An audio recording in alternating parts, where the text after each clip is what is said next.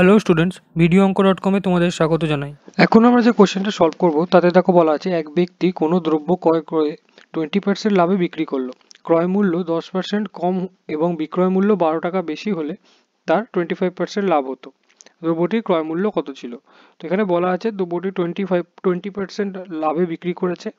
আমাদের 10% ক্রয় মূল্য কম হলে আর বিক্রয় মূল্য 12 টাকা কম হলে তার 25% লাভ হতো। দ্রব্যটির ক্রয় মূল্য কত? তো ফার্স্টে আমরা একটা অ্যাজাম্পশন নিতে হবে যে লেট ক্রয় মূল্য এক্স টাকা। এবার কি কন্ডিশন দেওয়া আছে? প্রথমে দেওয়া আছে 20% লাভে বিক্রি করা হলো। তো 20% লাভে বিক্রি করলে আমাদের বিক্রয় মূল্য কত দাঁড়াবে? তো বিক্রয় মূল্য হচ্ছে 120x/100 এত টাকা।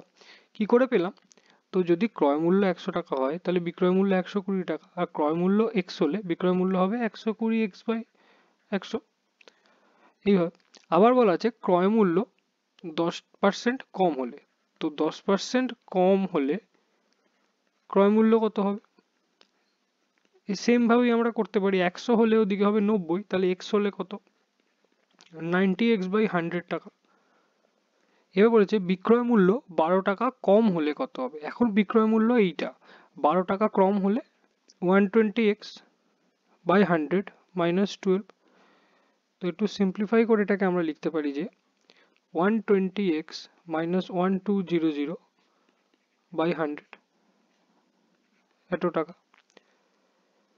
তো দ্রব্যটার ক্রয় মূল্য 90x/100 হলে আর আমরা যদি এই অ্যামাউন্টে বিক্রি করি তাহলে 25% প্রফিট হয়।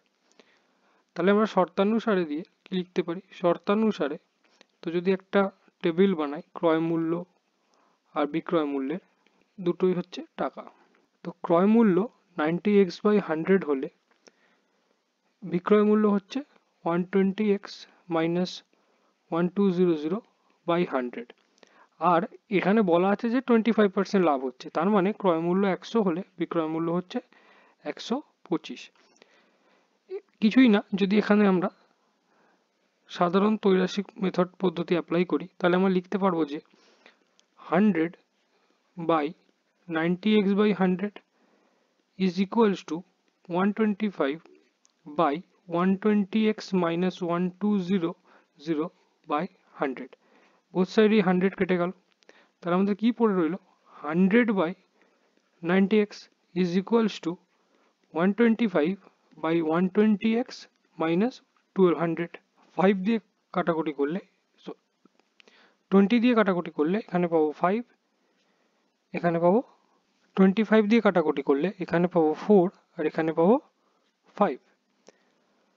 এবার যদি আমরা ক্রস মাল্টিপ্লাই করি অর্থাৎ 4 into 120x -1200 is equals to 5 into 90x, তাহলে আমাদের কত দাঁড়াবে?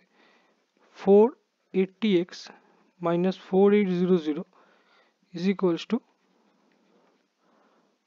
450x।